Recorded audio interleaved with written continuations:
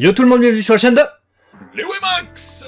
Petite vidéo sur Bleach, réponse à vos questions, les questions que vous vous posez, réponse également à vos commentaires et vos remarques très pertinentes ou très intéressantes qu'on a eu durant une journée là, puisqu'on a sorti la review hier, hein, la review de l'épisode 1 de la nouvelle saison, nouvelle série même carrément, de Bleach qui terminera très certainement le manga. On va répondre un peu à tous ces commentaires. Il y en a des bons, il y en a des moins bons. Hein. Écoutez, il y en a des bons, il y en a des moins bons. Je vais commencer déjà par passer un petit coup de gueule. Non, mais il veut pas commencer par le bon, il veut commencer par le moins bon. Non, parce que comme ça vous allez rester et puis vous allez voir que c'est pertinent. Il y a deux choses qui m'ont un petit peu agacé dans les commentaires.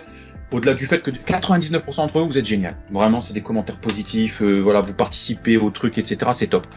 Mais il y a une partie de vous qui soit spoilés comme des enfoirés. Je suis désolé, il n'y a pas d'autre terme. Il y a eu quelques spoils, hein, effectivement, ouais, ça se fait pas.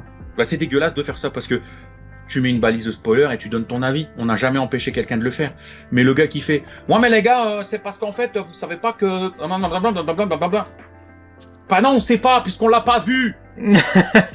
Faut écrire spoiler en énorme et faut descendre, je sais pas, tu descends 10, 15 lignes et là t'écris et il y aura que les personnes du coup qui ont lu la suite en manga, ce qui n'est pas notre cas, qui pourront aller voir de leur propre chef et puis répondre et interagir avec toi. Parce que si tu fais ça, oui, effectivement, ton commentaire, bah soit il sera pas lu, soit il sera dégagé, donc l'un dans l'autre, donc vaut mieux mettre la balise, quoi. Enfin, c'est ça. Et deuxième point, la condescendance de certains des commentaires. Que vous soyez à un moment donné pas d'accord avec certaines choses ou que vous vouliez apporter des informations et que enrichir des choses qui auraient pu nous échapper, c'est génial. Mais vous n'êtes pas obligé de prendre un ton condescendant. Voilà, j'ai eu des commentaires, c'est parti à la poubelle. Oh là là les gars, si c'est pour dire ça, franchement, les gens qui découvrent Bleach, machin. Déjà, qui découvre Bleach avec l'arc de la guerre de 1000 ans, hein? T'imagines, tu découvres Dragon Ball avec l'arc Majin Buu, merde alors, regarde un peu avant ce qui se passe, quoi. Donc bref, voilà, soyez simplement respectueux un minimum sur les échanges qu'on peut avoir dans les commentaires et ça évitera du coup des fausses routes, des mécontents et tout se passera très très bien. Voilà. Ça, c'est d'autant plus qu'il y a eu des remarques très pertinentes. Hein. Il y a, par exemple, moi je n'ai pas vu Bleach depuis 10 ans, hein, je vous l'ai dit. C'est moi qui avais fait connaître Bleach à Max, hein, il y a 15 ans. Je lui avais montré des épisodes et tout, je lui avais dit tiens regarde et tout, l'arc Soul Society, tout un trop bien et tout. Alors, il s'était repassé les passages avec Zaraki Kenpachi contre Ichigo en boucle, etc. Donc c'est à cette époque-là, vraiment à l'époque de la diffusion de Bleach que j'ai vu ça. Mais depuis le dernier arc, moi Bleach, je m'y suis pas remis plus que ça. J'ai vu des personnes qui disaient oui, les gens ont eu 10 ans pour se remettre dans Bleach, donc y a pas besoin de récap. Je suis pas d'accord avec ça. Personne n'a eu 10 ans pour se remettre dans Bleach, parce qu'il aurait fallu savoir que le dernier arc allait réellement être adapté. Une personne qui fait la démarche de se mettre dans quelque chose, comme l'a fait Max par exemple là, pour pouvoir rattraper toute la série, pour être à jour, pour savoir de quoi on parle, c'est quelqu'un qui savait que là maintenant il y avait la nouvelle série qui sortait. Donc c'est pas 10 ans de temps, c'est à la limite là dans la dernière année on savait que ça allait être adapté. Mais durant les 9 ans précédents, personne savait que Bleach allait être avec certitude réadapté en série. Ouais, puis c'est long. Donc y a personne qui a eu 10 ans de temps pour se mettre à Bleach et qui n'a pas besoin de récap. Tout le monde a besoin même d'un récap. Hein. De toi à moi, regarde, je vais te donner un exemple tout bête. My Hero Academia. Bon, à part là, mais on a souvent eu des premiers épisodes récap, des trucs, voilà. Alors que c'est une fois par an. Il y a 9 mois, frère. Hein, c'est ça. Ça va. C'est une fois par an, My Hero Academia. Il y a des épisodes récap qui te récapitulent vite fait ce qui s'est passé avant, voire même les 5 premières minutes de l'épisode. Tu vois, c'est pas quelque chose de néfaste, c'est même au contraire quelque chose qui peut aider le spectateur, parce que beaucoup sont comme nous à regarder énormément d'animés et ne sont pas forcément focus sur qu'une seule chose. Donc tu peux perdre des trucs en cours de route. C'est pour ça d'ailleurs qu'on propose sur la chaîne des résumés de My Hero Academia, des résumés de Shingeki no Kyojin, des résumés comme ça, tu vois, parce que justement les gens ont besoin, c'est des animés avec beaucoup de détails. Et là par exemple je vais revenir sur quelque chose, on m'a fait remarquer très justement, et je vous remercie pour ça, que Fukutaicho, enfin on m'a pas fait remarquer que c'était ce terme japonais, mais on m'a fait remarquer que sous les capitaines c'était pas des lieutenants, c'était des vice-capitaines, ce que j'avais totalement oublié. Donc Fukutaicho en japonais, ça c'est moi qui m'en suis souvenu. C'est vrai que d'habitude dans les animés ou des trucs comme ça, sous le capitaine tu peux avoir le lieutenant, des trucs comme ça. Là c'est pas le cas, t'as le capitaine et le vice-capitaine. Donc je vais revenir sur cette affaire de vice-capitaine, puisque il y a eu méprise, hein, du coup j'avais totalement oublié qu'il y avait ce rang là, et j'étais parti sur les lieutenants. Donc maintenant bon, je suis fixé, et je vais revenir sur les vice-capitaines qu'on a maintenant. Là maintenant vous venez de commencer ce nouvel arc, les vice-capitaines sont ceux-là. Voilà, je vais vous les donner puisque vous les avez peut-être oubliés, moi aussi. Et ça peut changer, hein. Notamment si Chojiro Sasakibe, qui est le vice-capitaine de la première division, meurt, puisqu'à l'issue de ce premier épisode, bah on sait pas. Hein, il s'est quand même fait bien transpercer. Il y a un trou. Il y a un trou. Voilà, moi j'ai eu 31 points de suture là, le gars là, à mon avis, c'est 85 points de suture, hein, pour accommoder ce truc-là. Sans compter ceux en interne. Il doit pas être en super état, et ils ont pas de Orihime là-bas, je crois, même si la capitaine de la 4ème division, je crois, fait des miracles, mais quand même. Deuxième division, c'est Malechio Omaeda, c'est toujours le même, ça n'a pas changé. Izuru Kira pour la 3ème division, pareil. Isane Kotetsu, pareil. Momo Hinamuri, pareil. Renji Abarai, pareil. Tetsuzaemon Iba, de la même manière. Nanao Ise, on la connaît. Shuhei Hisagi, il a pas bougé. Rangiku Matsumoto, bah vous seriez triste, hein, si ce n'était plus elle, évidemment. Yachiru Kusajishi, elle est toujours donc vice-capitaine, puisque j'avais totalement oublié que c'était pas lieutenant mais vice-capitaine. Nemu Kurotsuchi, elle est là. Et dans l'épisode d'ailleurs on a une allusion, on nous dit oui lieutenant, etc. Et le lieutenant, je voyais que c'était un gars. Et moi je comprenais pas pourquoi c'était pas Nemu. Maintenant j'ai compris, puisqu'elle est vice-capitaine. Et puis 13ème division, Rukia Kuchiki. Si vous avez loupé le dernier arc où Ichigo il retrouve ses pouvoirs, bah vous l'avez peut-être loupé, mais elle est devenue vice-capitaine, ce que j'avais totalement oublié. Voilà, faut savoir. Donc je me replonge moi aussi là-dedans, et c'est un travail à faire évidemment pour pouvoir couvrir ces reviews. Donc c'est intéressant. Donc ça c'était important de revenir là-dessus pour vous refaire un petit brief.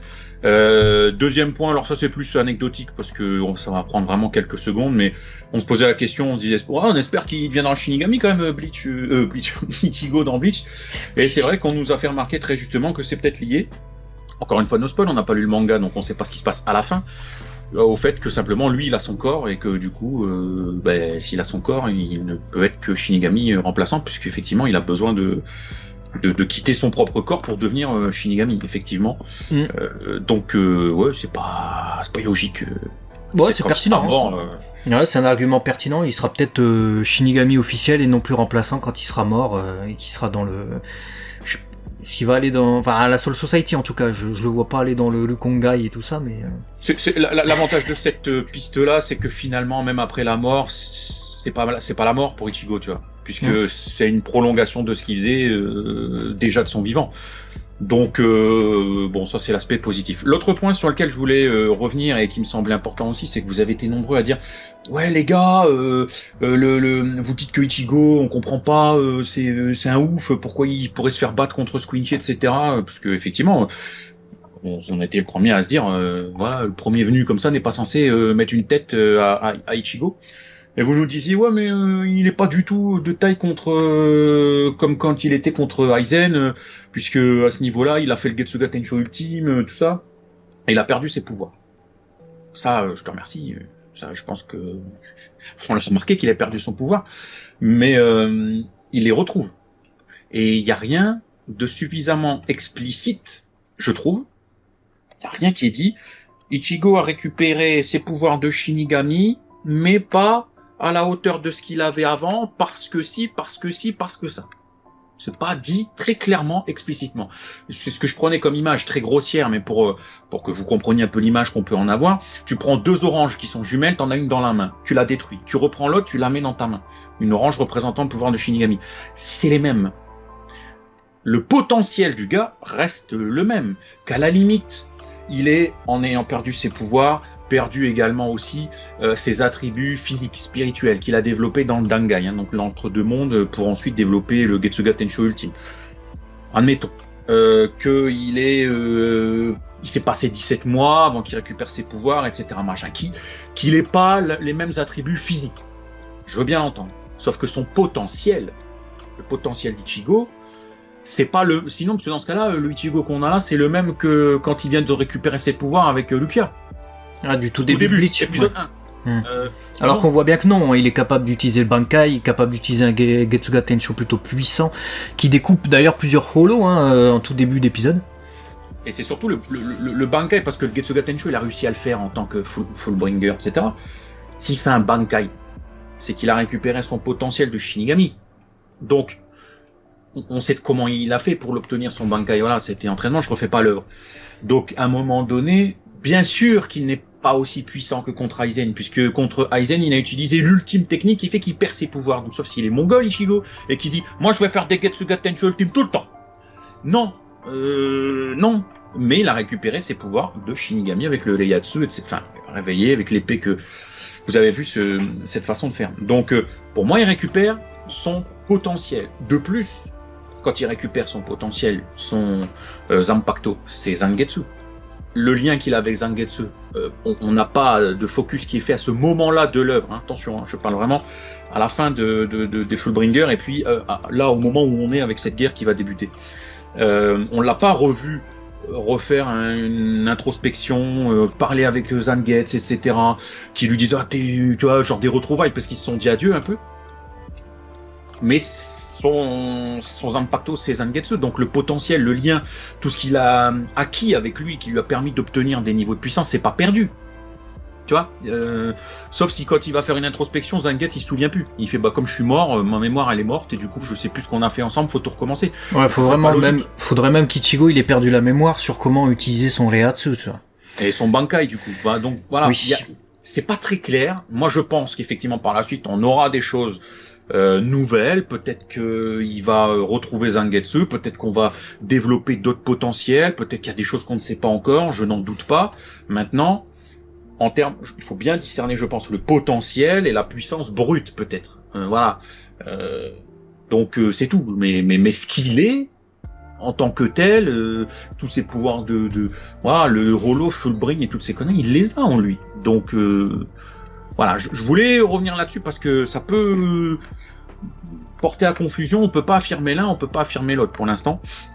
Donc on est nuancé et on verra bien comment ça se développe par la suite. C'est d'ailleurs une petite astuce scénaristique peut-être, puisque s'il doit retrouver toute l'étendue de son potentiel et pouvoir ressortir toute la puissance qu'il avait dégagée, par exemple contre Aizen, même sans utiliser le Getsuga Tensho ultime, on peut imaginer que du coup, il part d'un peu moins haut au début de cet arc et c'est pour ça qu'il va pouvoir retrouver son plein potentiel en affrontant les divers Quincy, je sais pas quoi, masque de Holo qu'on aura dans cet arc.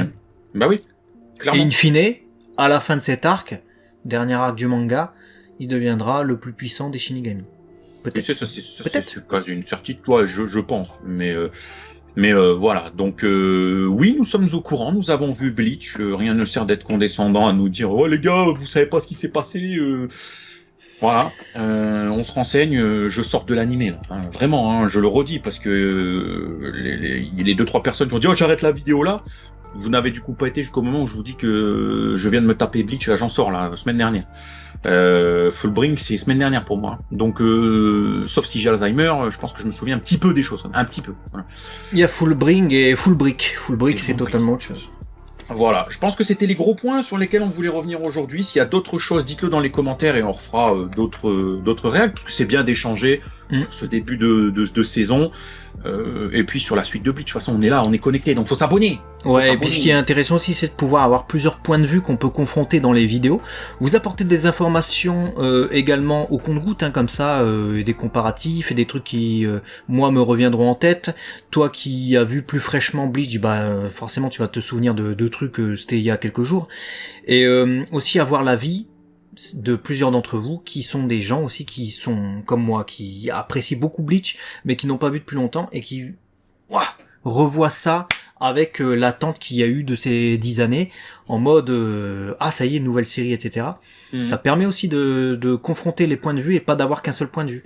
Parce que peut-être tu as le point de vue de l'expert, mais le gars qui est plongé dans Bleach H24, comme nous on est plongé dans Dragon Ball H24 par exemple, et qui du coup il sait tout sur les bouts des doigts, mais il connaît que sa spécificité c'est Bleach, tu vois. Mais nous, on va pouvoir t'apporter d'autres trucs et des comparatifs avec d'autres mangas. Donc n'hésite pas à t'abonner à la chaîne de Léo et Max. Et puis, sache qu'il n'y a pas que Bleach, hein. Il y a My Hero Academia. Chainsaw Man, normalement. Chainsaw Man. Chainsaw Man doit débarquer. Voilà. Et du coup, tout ça, c'est bien. Et comme quoi, juste pour terminer, et je pense que ce sera une belle phrase, on n'est pas obligé d'être expert jusqu'au bout des doigts pour aimer parler de quelque chose qu'on aime. Voilà. Sinon, il n'y aurait pas autant de chaînes YouTube sur les mangas, je pense. Bah ouais, et puis voilà, s'il faut être expert surtout, il y aurait très peu de chaînes YouTube du coup, surtout parce que des gros experts, déjà, encore faut-il le trouver. Même nous qui avons une chaîne sur Dragon Ball, on se dit pas expert, on se dit passionné, on aime découvrir. Après, les gens nous disent experts, mais si tu dis que t'es expert de machin et machin, franchement, il y a 5 chaînes YouTube. Il y a une chaîne sur Dragon Ball, une chaîne sur Naruto, et encore une chaîne sur Bleach, une chaîne sur Hunter x Hunter, c'est tout. Faut laisser aux gens la capacité de s'exprimer. Et puis d'ailleurs, vous remarquerez sur YouTube, les chaînes les plus vues sont des chaînes extrêmement grand public et certainement pas des experts d'un manga ou d'un autre. Parce que vous avez besoin. Je pense que vous le savez. Je pense que vous le savez. Chez à quelle chaîne vous êtes abonné, c'est pas des experts.